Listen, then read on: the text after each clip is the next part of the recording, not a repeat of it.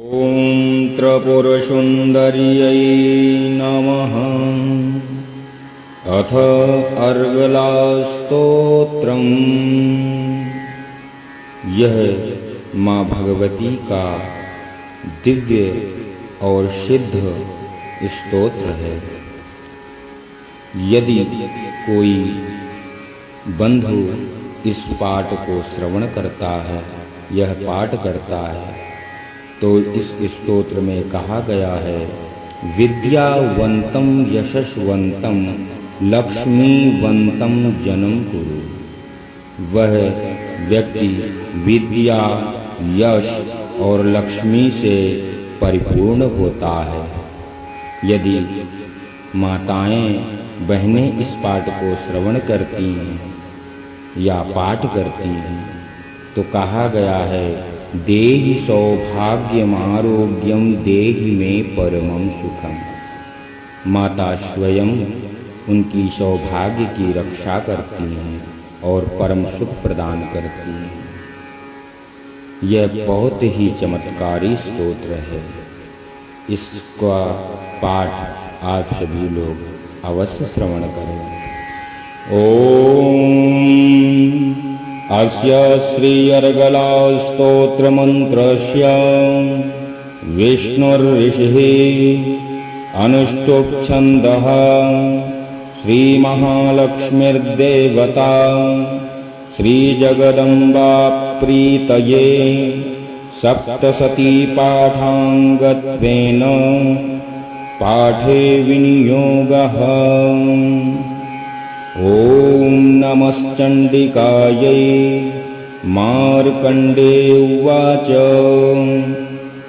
ॐ जयन्ती मङ्गला काली भद्रकाली कपालिनी दुर्गा क्षमा शिवा धात्री स्वाहा स्वधा नमोऽस्तुते। जय त्वं देवी चामुण्डे जय भूतार्तिहारिणी जय सर्वगते देवी कालरात्रिर्नमोऽस्तुते। मधुकैटभविद्रा विविधात्रिवरदे नमः।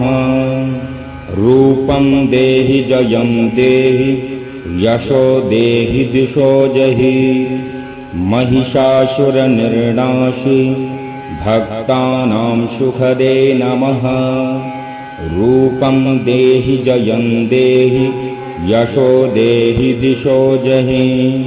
रक्तबीजवधे देवी चण्डमुण्डविनाशिनी। रूपं देहि जयं देहि यशो देहि दिशो जहि। शुम्भस्यैव निशुम्भस्य धूम्राक्षस्य च मर्दनी। रूपं देहि जयं देहि यशो देहि दिशो जहि। वन्दिताग्नियुगे देवी सर्वसौभाग्यदायिनी। रूपं देहि जयं देहि यशो देहि दिशो जहि। अचिन्त्यरूपचरिते सर्वशत्रुविनाशिनी। रूपं देहि जयं देहि यशो देहि दिशो जहि। न तेभ्यः सर्वदा भक्त्या चण्डिके दुरितापहे। रूपं देहि जयं देहि यशो देहि दिशो जहि। स्तुवद्भ्यो भक्तिपूर्वं त्वां चण्डिके व्याधनाशिनी। रूपं देहि जयं देहि यशो देहि दिशो जहि। चण्डिके सततं ये त्वामर्चन्तीह भक्तितः। रूपं देहि जयं देहि यशो देहि दिशो जहि। देहि सौभाग्यमारोग्यं देहि मे परमं सुखं। रूपं देहि जयं देहि यशो देहि दिशो जहि। विदेहि द्विषतां नाशं विदेहि बलमुच्चकैः। रूपं देहि जयं देहि यशो देहि द्विषो जहि विदेहि देवि कल्याणं विदेहि परमां श्रियं रूपं देहि जयं देहि यशो देहि द्विषो जहि सुरासुरशिरोरत्न निगृष्टचरणेऽम्बिके रूपं देहि जयं देहि यशो देहि द्विषो जहि विद्यावन्तं यशोश्वन्तं लक्ष्मीवन्तं जनं कुरु रूपं देहि जयं देहि यशो देहि द्विषो जहि प्रचण्डदैत्यदर्पघ्ने चण्डिके प्रणताय मे रूपं देहि जयं देहि यशो देहि द्विषो जहि चतुर्भुजे चतुर्वक्र संस्तुते परमेश्वरी रूपं देहि जयं देवी यशो देहि द्विषो जहि कृष्णेन संस्तुते देवी शश्वद्भक्त्या सदाम्बिके रूपं देहि जयं देहि यशो देहि द्विषो जहि हिमाचलसुतानाथ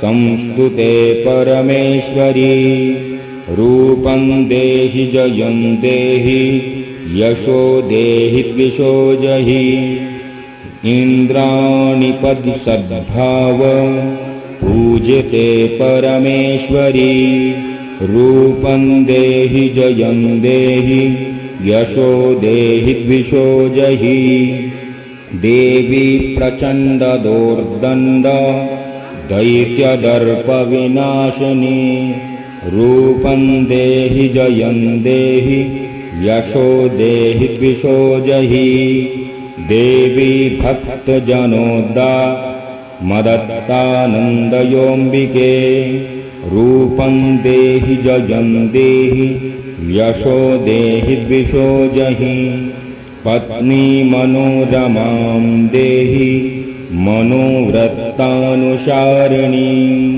तारिणीं दुर्गसंसार सागरस्य कुलोद्भवाम् इदं स्तोत्रं पठित्वा तु महास्तोत्रं पठेन्नरा शतु सप्तशती संख्या वरमाप्नोति संपदाम्।